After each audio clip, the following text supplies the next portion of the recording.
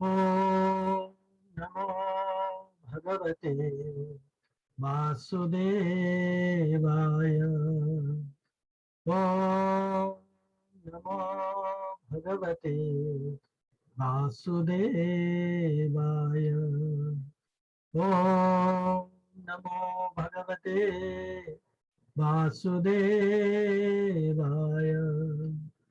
नारायणं नमस्कृत्यं नरं चैव नरोत्तमं देवीं सरस्वतीं व्यासं ततो जयमुदीरये।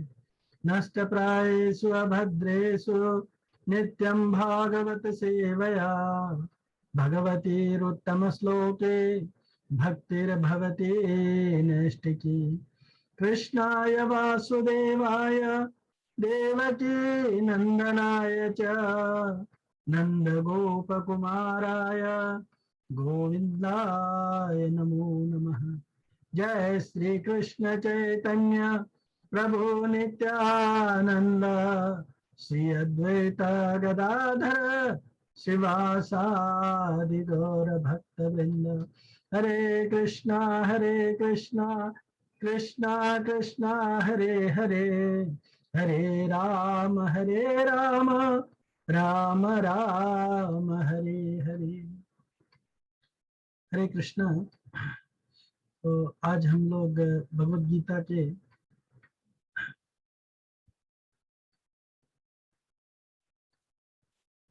11वें अध्याय पर चर्चा आरंभ करेंगे। 11 अध्याय के पहले श्लोक पे हम चर्चा शुरू करेंगे। श्लोक इस तरह से है। एक्चुअली 10वें अध्याय के अंत में अर्जुन ने भगवान अर्जुन के ऊपर भगवान ने विशेष कृपा करके कहा था कि संपूर्ण जगत यानी अनंत सृष्टियां उनके ही या भगवान के ही किसी एक अंश में अंश से प्रकट हुई है। और फिर भी भगवान इतने महान होते हुए भी भगवान कहते हैं कि मैं तेरे सारथी बना हुआ हूँ और तेरे घोड़ों की लगाम जो है और चाबुक लेकर के बैठा हुआ हूँ और तुम्हारी आज्ञा का पालन कर रहा हूँ। तो जब सब विभूतियां और योग या उसका जो प्रभाव है विभूतियों का, उसका आधार भगवान ही अर्जुन के सामने बैठे हुए हैं, तो फिर मानो भगवान कह रहे हैं कि अर्जुन तुम्हें और अब मेरी विभूतियों को जानने की क्या आवश्यकता है। तो इस बात को सुनकर के जब अर्जुन की दृष्टि भगवान की महती कृपा पर गई कि भगवान ने उसके ऊपर कितना कृपा किया है, तब वे बड़े आश्चर्य में डूब जाते हैं और भगवान से स्टार्टिंग के इस अध्याय के स्टार्टिंग के 3 श्लोकों में भगवान से प्रश्न करते हैं, भगवान से भगवान को ग्लोरीफाई करते हैं और भगवान से निवेदन कुछ करते हैं। तो आज हम लोग इस 3 श्लोकों में से पहले श्लोक पे चर्चा करेंगे, जिसमें अर्जुन भगवान से कहते हैं, अर्जुन उवाच मद अनुग्रहाय परमं गुह्यम आध्यात्म संगीतम यत्त्वयोक्तं वचस्तेन मोहो अयं विगतो मम। अर्जुन उवाच मद अनुग्रहाय परमं गुह्यम आध्यात्म संगीतम यत्त्वयोक्तं वचस्तेन मोहो अयं विगतो मम। सो अर्जुन के इसका ट्रांसलेशन है, ट्रांसलेशन और अनुवाद श्रील प्रभुपाद जी के द्वारा। श्रील प्रभुपाद जी क्या कहते हैं वो हम लोग जानने का प्रयत्न करेंगे। श्रील प्रभुपाद जी कहते हैं कि अर्जुन ने कहा, आपने जिन अत्यंत गुह्य जिन अत्यंत गुह्य आध्यात्मिक विषयों का मुझे उपदेश दिया है, उसे सुनकर अब मेरा मोह दूर हो गया है। तो इसके तात्पर्य में प्रभुपाद जी लिखते हैं, इस अध्याय में कृष्ण को समस्त कारणों के कारण के रूप में दिखाया गया है यहाँ तक कि वे उन महाविष्णु के भी कारण स्वरूप हैं जिनसे भौतिक ब्रह्मांडों का उद्भव होता है। कृष्ण अवतार नहीं हैं, वे समस्त अवतारों के उद्गम हैं। इसकी पूर्ण व्याख्या पिछले अध्याय में यानी 10वें अध्याय में की गई है। अब यहाँ तक अर्जुन की बात है। अब जहां तक अर्जुन की बात है, उसका कहना है कि उसका मोह दूर हो गया है। इसका अर्थ यह हुआ कि वो कृष्ण को अपना मित्र स्वरूप सामान्य मनुष्य नहीं मानता, अपितु उन्हें प्रत्येक वस्तु का कारण मानता है। अर्जुन अत्यधिक प्रबुद्ध हो चुका है और उसे प्रसन्नता है कि उसे कृष्ण जैसा मित्र मिला है। किंतु अब वह यह सोचता है कि भले ही वह कृष्ण को हर एक वस्तु का कारण मान ले, किंतु अब वह यह सोचता है कि भले ही वह कृष्ण को हर एक वस्तु का कारण मान ले, किंतु दूसरे लोग नहीं मानेंगे। अतः इस अध्याय में वह सबों के लिए कृष्ण की अलौकिकता को स्थापित करने के लिए कृष्ण से प्रार्थना करता है कि वे अपना विराट स्वरूप दिखलाएं। तो वस्तुतः जब कोई अर्जुन की ही तरह कृष्ण के विराट रूप का दर्शन करता है तो वह डर जाता है, किंतु कृष्ण इतने दयालु हैं कि इस स्वरूप को दिखाने के तुरंत बाद वे अपना मूल रूप धारण कर लेते हैं। अर्जुन कृष्ण के इस कथन को बार बार स्वीकार करता है कि वे उसके लाभ के लिए ही सब कुछ बता रहे हैं। अतः अर्जुन इसे स्वीकार करता है कि यह सब कृष्ण की कृपा से घटित हो रहा है। अतः अब उसे पूरा विश्वास हो चुका है कि कृष्ण समस्त कारणों के कारण हैं और परमात्मा के रूप में प्रत्येक जीव के हृदय में विद्यमान है। यहाँ तक श्रील प्रभुपाद जी का तात्पर्य है। इसके आगे हम लोग थोड़ी चर्चा करेंगे। ओम अज्ञानतिमिरन्धस्य ज्ञानाञ्जनशलाकया चक्षुः उन्मीलितं येन तस्मै श्री गुरवे नमः। श्रीचैतन्यमनोभीष्टं स्थापितं येन भूतले स्वयं रूपः कदा मह्यं ददाति स्वपदान्तिकं। वन्देऽहं श्रीगुरो श्रीयुतापदकमलं श्रीगुरून् वैष्णवांश्च। श्रीरूपं साग्रजातं सहगण रघुनाथान्वितं तं सजीवं साद्वैतं सावधूतं परिजनसहितं कृष्ण चैतन्य देवं श्रीराधा कृष्ण पादान् सहगण ललिता श्री विशाखान्वितांश्च। हे कृष्ण करुणा सिंधु दीनबंधु जगत्पते गोपेश गोपिका कांत श्री राधा कांत नमोस्तुते। तप्त कांचन गौरांगी श्री राधे वृंदावनेश्वरी वृषभानुसुते देवी प्रणमामि हरिप्रिये। वाञ्छाकल्पतरुभ्यश्च कृपा सिन्धुभ्यैव च पतितानां पावनेभ्यो वैष्णवेभ्यो नमो नमः। जय श्री कृष्ण चैतन्य प्रभु नित्यानंद श्री अद्वैत गदाधर शिवासादि गौर भक्त वृंद। हरे कृष्णा कृष्णा कृष्णा हरे हरे, हरे राम राम राम हरे हरे। हरे कृष्णा। तो इस चैप्टर में इस भगवद गीता के इस अध्याय में कृष्ण अर्जुन को अपने विराट स्वरूप का दर्शन कराते हैं और इस तरह से अर्जुन के अनुभव की पुष्टि करते हैं कि वह समस्त कारणों के कारण है और विशेष कर इस भौतिक जगत की सृष्टि के भी वही कारण है। ये अर्जुन को जो विश्वास है, जो अंडरस्टैंडिंग है, उसको पुष्ट कर देते हैं। अध्याय की शुरुआत में अर्जुन के इस घोषणा से होती है, अध्याय की शुरुआत अर्जुन के इस घोषणा से होती है कि भगवद गीता के इस ज्ञान को श्रवण करने के पश्चात सभी प्रकार की भ्रांतियों से वो मुक्त हो गया है। जैसा कि यहाँ पे कहा गया है, मद अनुग्रहाय परमं गुह्यम आध्यात्म संगीतम यत्त्व योक्तम वचस्तेन मोहो अयम विगतो मम। हाँ, मेरा मोह नष्ट हो गया है, यानी उसकी सारी भ्रांतियां नष्ट हो गई हैं। तो इससे ये साबित होता है कि अर्जुन कृष्ण को साधारण मानव से परे पूर्ण परमेश्वर भगवान के रूप में स्वीकार करता है, जैसा कि प्रभुपाद जी तात्पर्य में कहते हैं, और उन्हें ही समस्त कारणों के कारण और परम सत्य स्वीकार करता है। यद्यपि अर्जुन कृष्ण को परम सत्य स्वीकार कर लेता है, पर उन्हें संदेह रहता है कि भविष्य में लोग शायद ये स्वीकार न कर सके।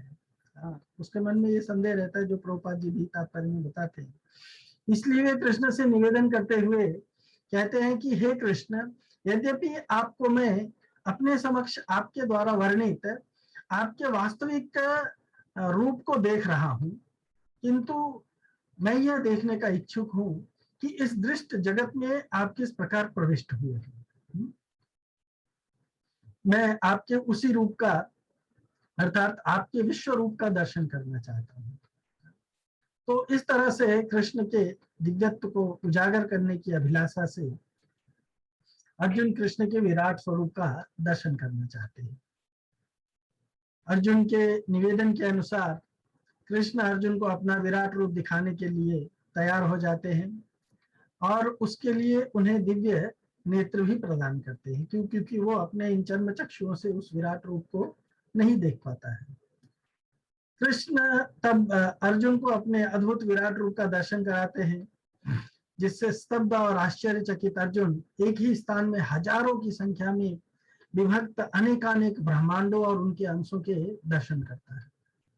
आश्चर्यचकित और रोमांचित अर्जुन कृष्ण के उस विराट और जाजल्यमान स्वरूप का विनीत होकर के वंदन करते हुए गुणगान कर रहा है। अर्जुन उस विराट रूप के विकराल मुख में प्रविष्ट होकर अपने विनाश को प्राप्त होती अपनी तथा अपने प्रतिपक्ष की सेनाओं को भी देख रहा है, लोगों को भी देख रहा है। अर्जुन तो भगवान से उनके इस उग्र रूप का प्रयोजन बताने के लिए निवेदन करता है, और उत्तर में कृष्ण बताते हैं कि वे समस्त जगतों को विनष्ट करने वाले काल स्वरूप है, जो पांडवों को छोड़ करके वहां पर उपस्थित सभी लोगों का विनाश करने के लिए प्रवृत्त है। लोकम क्षयकृत प्रवृत्तो, और निश्चित ही सभी लोग मारे जा चुके हैं। इसलिए अर्जुन से कहते हैं कि वो निमित्त मात्र बन करके यश का लाभ करे, और भाव विवल होकर के अर्जुन कृष्ण को आदिदेव परमाश्रय समस्त कारणों के कारण बताते हुए उनका गुणगान करते हैं, और इस तरह से कृष्ण के साथ साधारण मित्र का सा व्यवहार करने के लिए उनसे क्षमा मांगते हैं। कृष्ण के विराट स्वरूप से भयभीत अर्जुन उन्हें नारायण रूप में प्रकट होने के लिए प्रार्थना करते हैं, और ये बताते हुए कि अर्जुन ही प्रथम व्यक्ति हैं जिससे उनके इस विराट स्वरूप का दर्शन किया है। कृष्ण उसे अपना चतुर्भुज नारायण स्वरूप दिखाते हैं, और फिर द्विभुज कृष्ण रूप नराकृति का दर्शन कराते हैं, 2 हैंडेड फॉर्म का। और इस सुंदर स्वरूप के अचिंत्य दान तप वेदाध्ययन इत्यादि के द्वारा अप्राप्य और देवों के लिए भी सुदुर्लभ होने की बात करते हैं। इस अध्याय की समाप्ति करते हुए कृष्ण कहते हैं कि वे केवल भक्ति के द्वारा ही सुलभ हैं, और जीवों के प्रति मैत्री भाव रखने वाले शुद्ध भक्त ही उनके नित्य संग का लाभ कर सकते हैं। तो यद्यपि अर्जुन कृष्ण को उनके बताए अनुसार परात्पर भगवान के रूप में स्वीकार करते हैं, फिर भी संपूर्ण ब्रह्मांडों को धारण करने वाले उनके विराट रूप के दर्शन की अभिलाषा से वे कृष्ण से इसके लिए निवेदन करते हैं कि आप मुझे आपका विराट स्वरूप दिखाइए। इस तरह इस 11वें अध्याय में कृष्ण अपने विराट स्वरूप का दर्शन करा करके ये सिद्ध कर देते हैं कि वे ही परम भगवान हैं, और साथ ही साथ वो ये भी सिद्ध कर देते हैं या ये भी स्थापित कर देते हैं कि यदि कोई भगवान होने का भ्रम पाल रहा है तो उसे इस प्रकार विराट रूप दिखाने की कसौटी पर खरा उतरना चाहिए, अन्यथा ये नहीं कहना चाहिए कि मैं ही भगवान हूं या मैं भी भगवान हूं। तो अर्जुन जो है भगवान से निवेदन करते हैं, और ये 4 श्लोकों में होता है। चौथे श्लोक में भगवान के असीम रूप को देखने की इच्छा प्रकट करते हैं। हाँ, पहले श्लोक में वो अर्जुन स्वीकार करते हैं कि उनका मोह भ्रम हो गया है। दूसरे श्लोक में वो कहते हैं कि मैं समझ गया कि आप ही परात्पर भगवान हैं, और इस दृश्य जगत को आप किस प्रकार से व्याप्त करते हैं वो देखने का और उसे अनुभव करने की मेरी इच्छा हो रही है, ये तीसरे श्लोक में प्रकट करते हैं। तो हम लोग अर्जुन के निवेदन का आज का पहला श्लोक जो है उसके ऊपर थोड़ा चर्चा आरंभ करते हैं कि अर्जुन क्या बताते हैं। एक्चुअली विश्वनाथ चक्रवर्ती पाद जी बताते हैं कि अर्जुन भगवान से कहते हैं, इसमें विश्वनाथ चक्रवर्ती पाद जी कहते हैं, एकादशे विश्वरूपम दृष्ट्वा संभ्रांतधीस्तमन् पार्थ आनंदितो दर्शयित्वा स्वाम हरिणा पुनः। यानी इस एकादश अध्याय में अर्जुन श्री भगवान के विराट स्वरूप को दर्शन से संत्रस्त बुद्धि होकर के स्तव करने लगता है, यानी भगवान के उस विराट स्वरूप को देख करके वो डर जाता है, फिर भगवान का स्तव करने लगता है। तो पुनः भगवान श्री हरि ने निज रूप का दर्शन करा करके अर्जुन को किस तरह से आनंद प्रदान किया, तो इसकी चर्चा करते हैं इसमें। मद अनुग्रहाय, सो इसमें अलग अलग शब्दों के अध्यात्म संगीतम, मद अनुग्रहाय, इन शब्दों के क्या अर्थ है इसकी चर्चा की। वो कहते हैं कि पिछले अध्याय में भगवान के द्वारा कथित अति रहस्यमय परम गुह्य आत्म तत्व का उपदेश श्रवण करके अर्जुन का मोह कुछ समय सीमा के लिए कुछ सीमा तक दूर हो जाता है ना। जैसा पहले उसने कहा था ना दूसरे अध्याय में, कार्पण्य दोषो, कृपणता के दोष के कारण, कार्पण्य दोषो अपहृत स्वभाव, पृक्षांतम धर्म सम्मूढ़ चेता, यक्षे स्यान निश्चितम ब्रूहि तन्मे शिष्यस्ते हम साधिमान त्वाम प्रपन्न, कि मैं आपको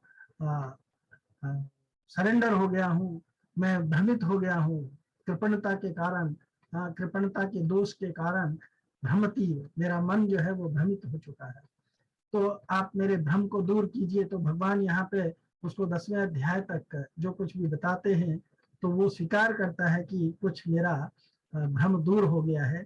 ऑफ कोर्स अर्जुन का पूरा भ्रम दूर नहीं हुआ है, क्योंकि अर्जुन आगे के श्लोक में, इसी अध्याय के आगे के श्लोक में भगवान उससे कहेंगे कि अर्जुन तुम इतना डर क्यों रहे हो, इतना भ्रमित क्यों हो।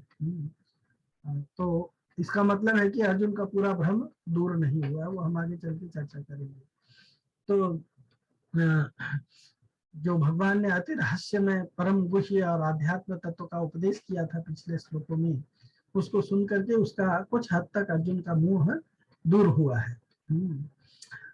वो इस विषय को भली भांति समझ गया है कि कृष्ण ही परम तत्व है और परम तत्व की सीमा है, जैसे भगवान ने कहा था 10वें अध्याय में, मत्तः परतरम न अन्यत् किंचिदस्ति धनंजय।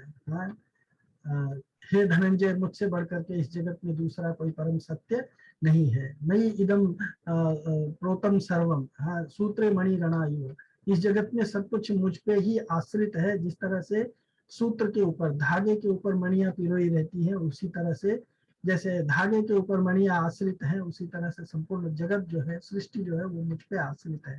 तो ये अर्जुन समझ गया है कि भगवान ही जो है सब कुछ है, और वो परतत्व की सीमा को समझ गया है, परतत्व की सीमा को समझ गया है कि किस तरह से भगवान अपने एक अंश से इस परमात्मा के रूप में संपूर्ण जगत में प्रविष्ट होकर के किस प्रकार अपनी अनंत विभूतियों को प्रकाशित करते हैं। ऐसा होने पर भी समस्त विभूतियों के उद्गम स्थल होकर के भी उनसे पृथक और नित्य विभुज श्याम सुंदर स्वरूप में विराजमान रहते हैं भगवान, ये भी अर्जुन देख रहा है।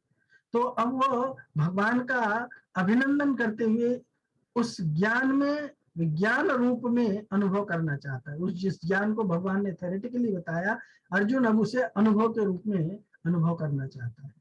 इसलिए वो कह रहा है कि अब मेरा व्यतिरेक अब मेरा व्यतिरेक चिंता रूपी मोह दूर हो गया है। यानी आपके विषय को लेकर के मुझे जो भ्रम था वो दूर हो गया है। हाँ, इसका गुण तात्पर्य ये है कि अर्जुन जो है भगवान का विश्व रूप दर्शन करना चाहता है, इसलिए कहता है, जैसे भगवान ने 9वें अध्याय में कहा था, ज्ञान विज्ञान सहितम। विशिष्ट ज्ञान क्या होता है? अनुभव जनित ज्ञान होता है। तो भगवान के उस विराट स्वरूप का, या जो भगवान के ऐश्वर्य का जो उसने विभूतियों का जो दर्शन किया था थेरेटिकली कान के द्वारा, वो उसको अब अपनी आंखों से भी अनुभव करना चाहता है।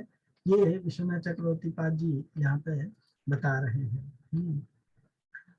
अर्जुन कहते हैं कि जो वचन आपने कहे हैं वे केवल मेरे ऊपर कृपा करके ही कहे हैं, अपनी विद्वता बताने के लिए नहीं कहे हैं, है ना। आपने मेरे ऊपर जो वचन कहे हैं वो आपने मेरे ऊपर कृपा करके कहे हैं। आपने जो वचन कहे हैं इसमें केवल आपकी कृपा के अलावा और कोई हेतु नहीं है। संपूर्ण प्राणियों के आदि मध्य तथा अंत में भगवान ही है। हाँ, ये भगवान ने 10वें अध्याय के 20वें श्लोक में बताया था। 10वें अध्याय के 20वें श्लोक में भगवान ने बताया था अर्जुन को, है ना, कि किस तरह से आहुस्तम ऋषय सर्वे देवर्षि, सॉरी 20वां श्लोक तो इस तरह से है, हम आत्मा गुणाकेश सर्वभूतात् भूत आशय स्थित हम आदिश्च मध्यम च भूतानाम अंतम एव च। हाँ, भगवान कहते हैं कि मैं समस्त जीवों के हृदय में स्थित परमात्मा हूँ और मैं ही समस्त जीवों का आदि मध्य तथा अंत हूँ। हाँ, तो संपूर्ण प्राणियों का आदि अंत और मध्य भगवान ने अपने आप को बताया था। भगवान ने ये भी कहा था, हाँ, कि मैं ही संपूर्ण प्राणियों का बीज हूँ। हाँ, संपूर्ण प्राणियों के बीज के रूप में भी भगवान ने अपने आप को, हाँ, प्रकट किया था।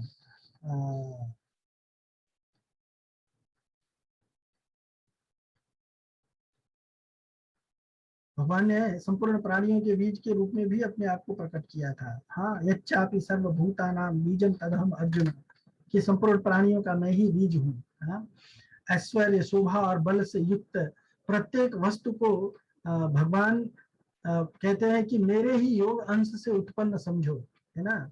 जिसमें भगवान ने कहा था कि ना अंतो अस्ति मम दिव्यानाम विभूति नाम परंतप, कि हे परंतप मेरी दिव्य विभूतियों का अंत नहीं है। हाँ, एष तू देशतः प्रोक्तो विभूति विस्तरो मया, मैंने तुझसे जो कुछ कहा है वह तो मेरी अनंत विभूतियों का एक संकेत मात्र है। सो भगवान ने कहते हैं कि ये सब मेरे योग के एक अंश मात्र से उत्पन्न हुआ है। मैं अपने एक अंश से संपूर्ण जगत को व्याप्त करके स्थित हूँ।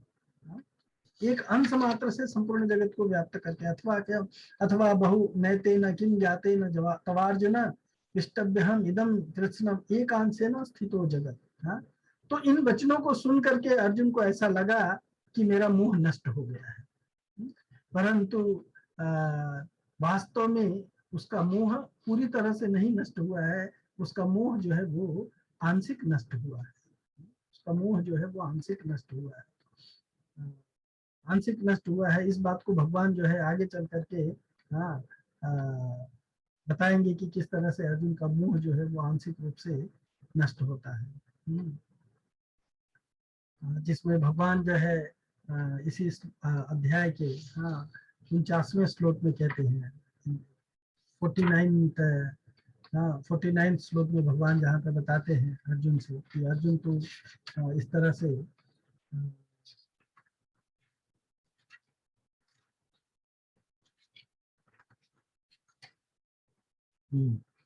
मां ते व्यथा मां च विगूढ़ भावो दृष्ट्वा रूपम घोरमीदृशम् एदं व्यपेतभिप्रीतमना पुनस्तं तदेव ते मो रूपमिदं प्रपश्य। भगवान कहते हैं कि तुम मेरे इस भयानक रूप को देख करके अत्यंत विचलित और मोहित हो गए हो। इसका मतलब अर्जुन का मोह पूरी तरह से दूर नहीं हुआ है ना, इसीलिए तो वो विचलित हो गया है। अब इसे समाप्त करता हूँ, अब मैं अपना ये विराट रूप दिखाना तुम्हें बंद करता हूँ। हे मेरे भक्त, तुम समस्त चिंताओं से पुनः मुक्त हो जाओ अब तुम शांत चित्त से अब अपना इच्छित रूप दर्शन करो। जो तुम देखना चाहते हो वो रूप अब दर्शन करो, क्योंकि तुम इस रूप से घबरा गए हो। तो विमूढ़ भावा, हाँ, तुम मोह से अभी तक पूरी तरह से मुक्त नहीं हुए हो, ये भगवान ने अर्जुन को बताया था। तो इस श्लोक में भगवान की कृपा का अनुभव करके अर्जुन भाव विभोर हो उठा है। इस अध्याय को स्टार्ट करने में ऐसा लगता है। और कृपा का रहस्य प्रकट करने के लिए अब आध्यात्मिक प्रसन्नता से वो बोलता है।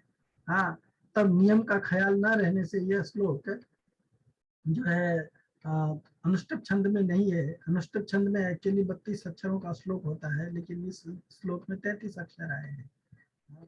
तो इसका तात्पर्य यह है कि आध्यात्मिक प्रसन्नता होने पर नियम का ध्यान नहीं रहता है। तो अर्जुन कहता है मद अनुग्रहाय, मेरे ऊपर अनुग्रह करने के लिए कारण, हाँ, मेरे भजन करने वाले, मेरा भगवान का भजन करने वालों पर कृपा करके भगवान जो है स्वयं अज्ञानजन अंधकार का नाश कर देते हैं। ये भगवान ने 10वें अध्याय के इसमें 10वें अध्याय में भगवान ने इस चीज को बताया था। नाशयामि आत्म भावस्तु ज्ञान दीपे न भास्वता, ज्ञान दीपे न भा तेषाम सतत युक्तानाम भजताम प्रीति पूर्वकम, है ना। सॉरी, ये तो 9वें अध्याय का है। इसमें भगवान ने कहा था ना, तेषाम एवानुकंपार्थम अहम अज्ञानजम तम नाशयामि आत्म भावस्तु ज्ञान दीपे न भास्वता। ये ज्ञान का दीप जला करके मैं अज्ञान के अंधकार को दूर कर देता हूँ, क्योंकि मैं अपने भक्तों के ऊपर कृपा करता हूँ। तो ये बात भगवान ने केवल कृपा परवश होकर के अर्जुन को सुनाई थी। इस बात का अर्जुन पर बड़ा प्रभाव पड़ा, जिससे अर्जुन भगवान की स्तुति करने लगा। और इसी अध्याय में 10वें अध्याय में 12वें से 15वें श्लोक तक वो उनकी स्तुति करता है। कैसे स्तुति करता है? परम ब्रह्म परम धाम पवित्रम परमं भवान पुरुषम शाश्वतम दिव्यम आदिदेवम अजम विभुम आहुस्त्वं ऋषयः सर्वे देवर्षिर्नारदस्तथा असितो देवलो व्यासो स्वयं चैव ब्रवीषि सर्वमेतद् मन्ये यन्मां वदसि केशव नहीं ते भगवान व्यक्तिं विदुर्देवा न दानवा। हाँ, तो अर्जुन जो है भगवान की स्तुति करने लगता है। स्वयमेव आत्मन आत्मानं वेत्थ त्वं पुरुषोत्तम भूत भावन भूतेश देव देव जगतपति। तो भगवान को कहता है आप ही परम भगवान है, परम धाम है, पवित्र है, परम सत्य है। आप नित्य दिव्य आदि पुरुष अजन्मा और महानतम है। नारद असित देवल तथा व्यास जैसे ऋषि आपके सत्य की पुष्टि करते हैं, और अब आप स्वयं भी मुझसे ये चीज प्रकट कर रहे हैं। आप सबके उद्गम है, समस्त प्राणियों के स्वामी हैं, हे देवों के देव, हे ब्रह्मांड के प्रभु।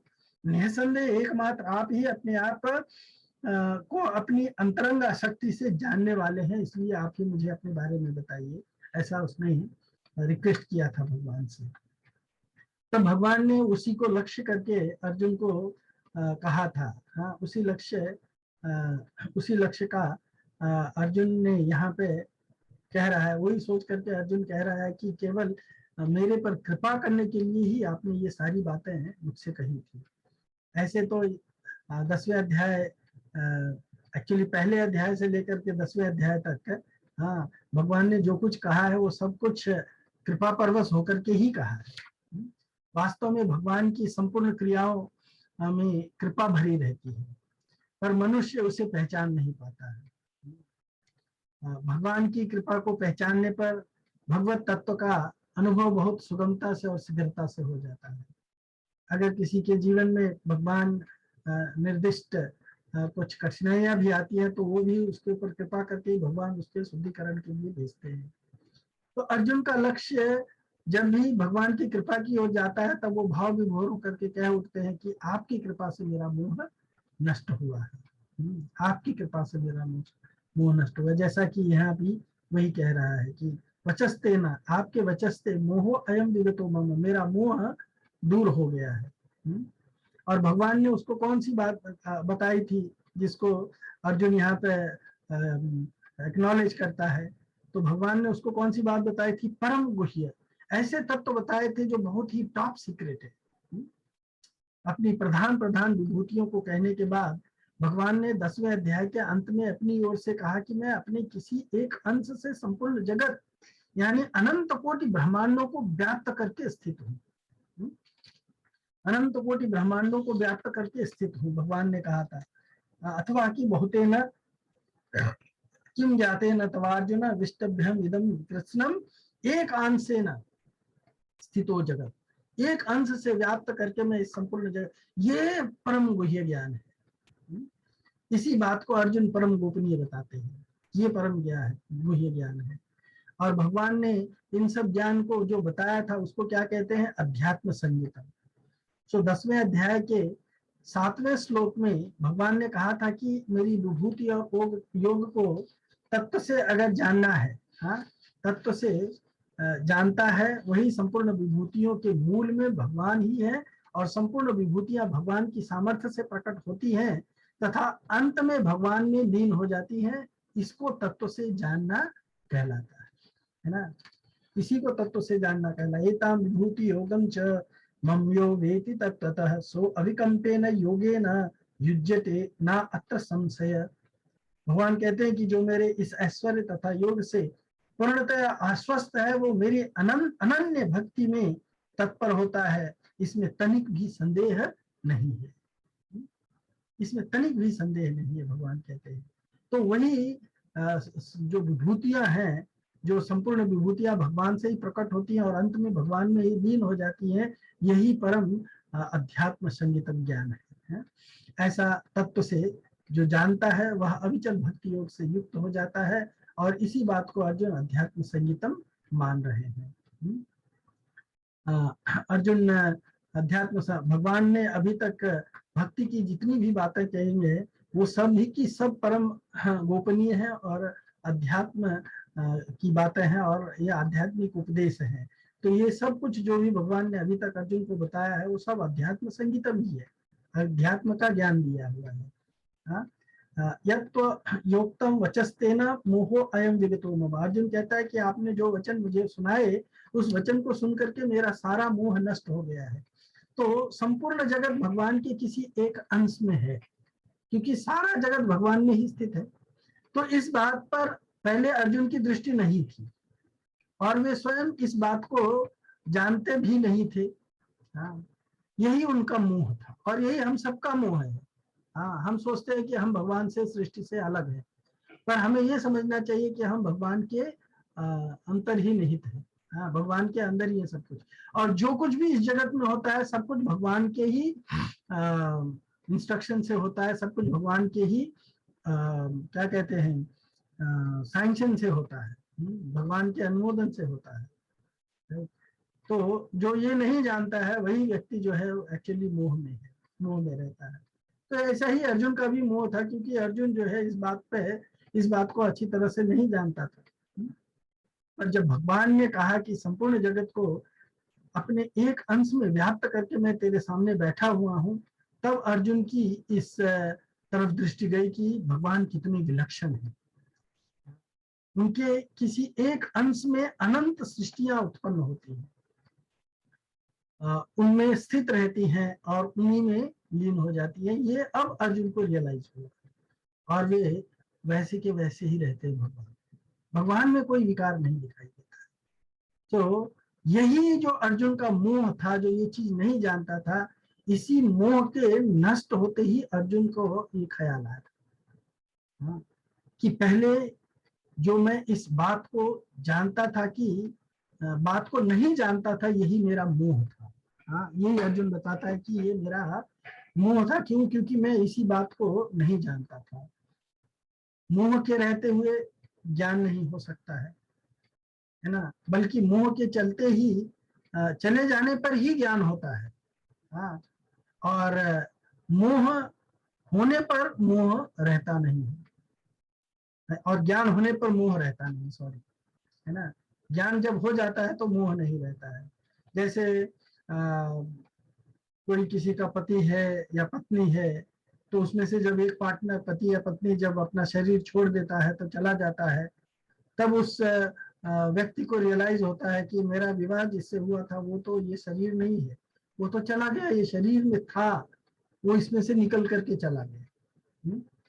पर जब तक वो उसमें से जाता नहीं है निकल करके, तब तक हम यही विचार में रहते हैं कि यही शरीर ही जो है ये मेरा रिलेटिव है, हाँ ये शरीर ही मेरा पति या पत्नी है। पर जब वो चला जाता है तब हम इस चीज को रियलाइज करते हैं कि ये शरीर तो मेरा कुछ नहीं है, इस शरीर से मेरा कोई संबंध नहीं है। हाँ? इसके अंदर जो शरीर ही था, जो शरीर में रहने वाला था, उससे मेरा संबंध है। और जब हम ये रियलाइज कर लेते हैं तो फिर हमारा शरीर से मोह नष्ट हो जाता है, और फिर हम उस शरीर को क्या करते हैं, उस शरीर को विनष्ट होने के लिए, उसको पंच तत्व में विलीन होने के लिए उसको त्याग देते हैं। हम उससे आसक्त नहीं रहते, उसको छोड़ देते हैं। तो हमारा मोह भ्रम भ्रम कब तक रहता है, जब तक हमें ये ज्ञान नहीं होता है कि ये वस्तु जो है ये मैं नहीं हूँ या ये मेरा नहीं है। उसी तरह से ये शरीर भी हमारा नहीं है, पर हम इससे आसक्त रहते हैं, यही हमारा मोह है। पर भगवान के वचनों को सुन करके ऐसा लगता है कि मोह नष्ट हो जाता है, भगवान के वचन को सुन करके ही मोह नष्ट होता है। तो इसीलिए अर्जुन यहाँ अपनी दृष्टि से कहते हैं कि भगवान मेरा यह मोह सर्वथा चला गया है। हाँ, परंतु ऐसा कहने पर भी, जैसा कि हमने स्टार्टिंग में बताया, भगवान ने इसको अर्जुन के मोह को स्वीकार नहीं किया। कि अर्जुन कहता है कि मेरा मोह चला गया है, तो ये बात नहीं है। भगवान जानते थे कि अर्जुन का मोह अभी भी पूरी तरह से नहीं गया है, वो मोहग्रसित अभी भी है। इसीलिए भगवान ने इस चैप्टर के अंत में जाकर के इस चीज को कंफर्म कर दिया। चैप्टर के अंत में जाकर के भगवान ने इस चीज को कंफर्म कर दिया कि अभी तक तुम्हारा मोह जो है वो पूरी तरह से नष्ट नहीं हुआ है। चैप्टर के अंत में भगवान ने जाकर के कह दिया कि अभी तुम्हारा मोह पूरी तरह से नष्ट नहीं हुआ है। भगवान ने क्या कहा, अभी मैंने बताया था आप लोगों को, ये श्लोक है।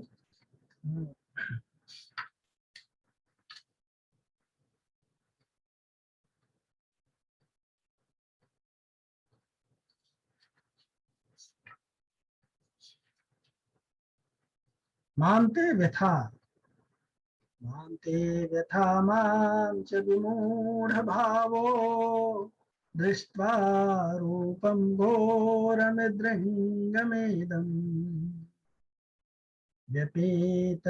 व्यपेतभिप्रीतमना पुनस्त्वं तदेव मे रूपमिदं प्रपश्य। भगवान कहते हैं कि तुम मेरे इस भयानक रूप को देख करके अत्यंत विचलित और मोहित हो गए हो, अब इसे समाप्त करता हूँ। हे मेरे भक्त, तुम समस्त चिंताओं से मुक्त हो जाओ, तुम शांत चित्त से अपना इच्छित रूप देख सकते हो, है ना। तो भगवान यहाँ पे अर्जुन को कह रहे हैं कि तुम अभी भी चिंतित हो, मोहग्रस्त हो। मोह ही चिंताग्रस्त होने का कारण है। तो इसीलिए अर्जुन अभी तक पूरी तरह से मोहग्रस्त नहीं हुए हैं, है ना। विमूढ़ भाव से अभी तक नष्ट नहीं हुए हैं, अभी भी विमूढ़ भाव में हुए हैं, ये भगवान जानते थे। पर अर्जुन फिर भी कहते हैं कि आपसे सुनने के बाद में, और अर्जुन जो है भगवत गीता के 18वें अध्याय में जाकर के कहेंगे कि अब मैं पूरी तरह से मेरे मोह नष्ट हो गए हैं। नष्ट मोह स्मृतिर्लब्ध्वा तत्प्रसादात् मयाच्युत स्थितोऽस्मि गत संदेह करिष्ये वचनं तव। हे प्रभु, अब मैं पूरी तरह से संदेह रहित होकर के मोह से नष्ट हो गया हूँ। जो मोह वो बार बार कहता है विमूढ़ चित्त हो गया है, उसका विमूढ़ता नष्ट हो जाता है। तो विमूढ़ता कब नष्ट होता है, जब हम भगवान से साक्षात सुनते हैं या भगवान के रिप्रेजेंटेटिव से सुनते हैं, जो गुरु कहलाते हैं। भगवान को जो प्रतिनिधि होते हैं, जिनसे हम सुनते हैं और वही चीज सुनते हैं जो भगवान ने सुनाया था, उसी चीज को यथारूप सुनते हैं। जैसे भगवान ने जिस भाव में बताया था उसी भाव में हम उस चीज को जब सुनते हैं, तो फिर हम भी इस भौतिक जगत के आसक्ति से, बंधन से, भय से मुक्त हो जाते हैं और भगवान की शरण में चले जाते हैं। और भगवान हमको जिस विधि में रखते हैं वैसा हम रहने का प्रयत्न करते हैं। हम इस जगत में किसी भी प्रकार की आसक्ति से ग्रसित नहीं रहते हैं, है ना। और आसक्तियों के लिए हम इस जगत में किसी भी प्रकार के अनन्य कुकर्म में भी नहीं लगते हैं। तब हमारे कर्म का शुद्धिकरण होता है, हमारे अस्तित्व का शुद्धिकरण होता है, हमारे विचारों का शुद्धिकरण होता है, हमारे व्यवहार का शुद्धिकरण होता है। और जब सब प्रकार से शुद्धिकरण होता है तो अंततः हमको भगवत प्राप्ति होती है। यही भगवान के भगवत गीता का लक्ष्य है। तो अर्जुन यही चीज को, जगत को उजागर करना चाहते हैं। इसलिए अर्जुन जो है भगवान के सामने, यद्यपि उनका तो मोह नष्ट हो ही गया है, फिर भी वो मोहग्रस्त होने का अभिनय करते हुए हम जैसे लोगों का मोह नष्ट कराने के उद्देश्य से भगवत गीता से भगवान के द्वारा अपने विराट रूप का दर्शन कराने का इच्छा करते हैं। और भगवान उनको अपने विराट रूप का दर्शन कराएंगे, है ना। उस दर्शन को हम लोग भी देखेंगे। भगवान जो है इस विराट रूप के दर्शन में भगवान अपने विराट रूप का स्वयं वर्णन करते हैं, फिर संजय विराट रूप का वर्णन करते हैं, फिर अर्जुन साक्षात उस विराट रूप का वर्णन करते हैं, है ना। तो भगवान के विराट रूप में 3 लोगों के टेस्टिमोनी है। हाँ, भगवान का स्वयं का, भगवान के द्वारा दिव्य दृष्टि प्राप्त संजय का, और भगवान के द्वारा दिव्य दृष्टि प्राप्त अर्जुन का। तो भगवान के विराट स्वरूप में क्या क्या देखते हैं ये हम लोग भी देख सकते हैं। और जब हम भगवान की गीता को, भगवान की वाणी को एज इट इज मानते हैं, तो फिर हम भी भगवान के इस स्वरूप को देख सकते हैं, दर्शन कर सकते हैं, पर ज्ञान चक्षु से। क्यों? क्योंकि हमारे पास में दिव्य चक्षु नहीं है। दिव्य चक्षु भगवान देते हैं, और गुरु के माध्यम से या स्पिरिचुअल रिप्रेजेंटेटिव के माध्यम से हमें ज्ञान चक्षु प्राप्त होता है। तो ज्ञान चक्षु से, हाँ, गीता के माध्यम से हम इसे देख सकते हैं। इसमें अर्जुन कहता है कि आपके अनुग्रह से मेरा मोह दूर हो गया है। हाँ, फिर अर्जुन और कहता है कि हे प्रभु, अब मैं आपसे प्रत्येक जीव की उत्पत्ति तथा लय के विषय में विस्तार से सुना और आपकी अक्षय महिमा का अनुभव किया। तो हे पुरुषोत्तम, हे परमेश्वर, यद्यपि आपको मैं अपने समक्ष आपके द्वारा वर्णित आपके वास्तविक रूप में देख रहा हूं, किंतु मैं ये देखने का इच्छुक हूं कि आप इस दृश्य जगत को किस रूप में व्याप्त करके प्रविष्ट होकर के रहते हैं। मैं आपके उसी रूप का दर्शन करना चाहता हूँ। हे प्रभु, हाँ, हे वेश्वर, यदि आप समझते हैं कि मैं आपके विश्व रूप को देखने में समर्थ हो सकता हूँ, तो कृपा करके मुझे अपना असीम विश्व रूप दिखलाइए। तो इन श्लोकों की चर्चा जो है हम अगले श्लोक में, अगले चर्चा में करेंगे। तब तक के लिए आपका बहुत बहुत धन्यवाद। Hare Krishna. Thank you so much.